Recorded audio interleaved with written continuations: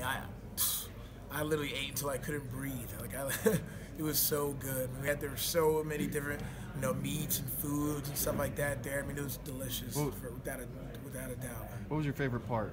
What was your favorite cut? A fogo de chao? Yeah. Probably it's horrible.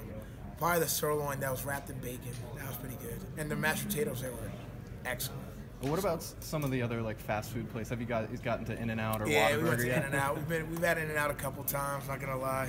Don't know when the next time we'll be at the West Coast, so definitely had to have some In-N-Out a couple times. Does it live up to the hype? I'll say just about meets it, no doubt. It might be a little overhyped, but it's good. It's definitely good. What's the best part? The fries, the shakes, or the burgers? The burgers, without a doubt. It's got to be the burgers. I actually didn't get a chance to try the shakes, but the burgers are really good. Hey, Jason, where's linebacker headed next year at Penn State, you think? Obviously you got Cam Brown and Koa Farmer, who are, I think, going to make, really big impacts. Obviously saw Koa have his first year as a starter, and he made some, really good plays, showed his athleticism at the position. And then I think Cam Brown's really going to take another step next year. I have no doubt about it. Just the way he works, the way he worked last summer and last winter, I know he's definitely going to take it to the next level next year. Because we didn't see as much as him as I think some people thought this year. Yeah, for sure. And you also, he made the switch to Sam. He was kind of going back and forth, between Sam and Will. But he's a versatile guy who can do a lot. He's a very explosive. He can cover a lot of ground. He has a long body. He's 6'5", so he can do a lot, and he rushes the quarterback really well. Jason, how about Jan Johnson? What do you think his chances are, and what have you seen from him the last couple of years? To be honest, I think that's a guy who could really play next year. Without a doubt. I mean, Jan makes some really physical plays. He's a physical guy. He's a guy who has a nose for being around the ball. He's always around the ball and kind of making plays. When he gets in there. You saw him. The guy played in the freaking Michigan game last year. He can play.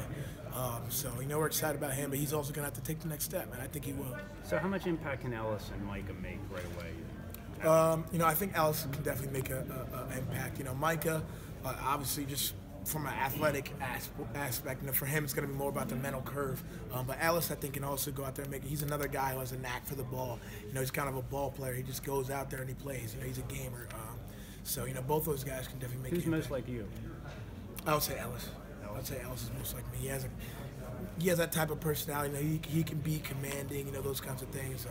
It's just going to be the learning curve. As he gets more comfortable, that'll come. Coach Price said that Cam will be, a possibility to replace you at Mike. You mentioned him flipping back between Sam and Will. How difficult would that be to then, try and master a third linebacker position? Well, Cam's a sharp guy. That's why I wouldn't have any worries about him. He's a sharp guy. He's the kind of dude who could study the playbook and he can get it down like that. He's very diligent in that sense, and his film study and kind of what he does from that aspect. So I have no doubt he can definitely accomplish that. But a 6'5" guy at that position, you think that's really going to work? I mean, you look at Brian Urlacher, he's about 6'4", 6'5". I mean, there's some tall guys at Mike that have played and had some success. So I think there's no doubt. I mean, I think having that height can only be an advantage. I don't think it can be a disadvantage in any way. So. Can you talk a bit about Washington's running backs and maybe the challenges that they pose? Is there anything that stood out to you looking at film of them? Yeah, I mean, obviously, number 9, the Miles Gaskin kid. I mean, he's good. He's really good. Probably one of the best backs we faced this year, to be honest. He has the speed to take it to the house, so he can really challenge the edge of the defense. He has good vision.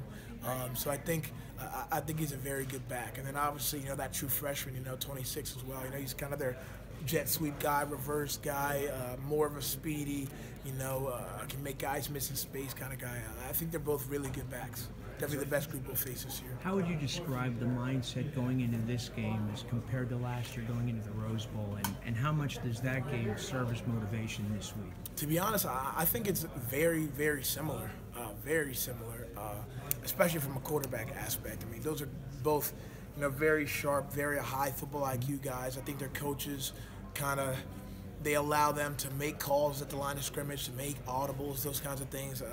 And I think they're definitely the kind of guys that we're going to have to make sure we're disguising and hiding our defenses, because if they kind of are able to sniff us out, pre-snap, they'll check the run to the other side, or they'll check into a pass or into RPO or whatever, the case may be. So I think we're definitely going to have to bring our A game, without a doubt. Can you give us something specific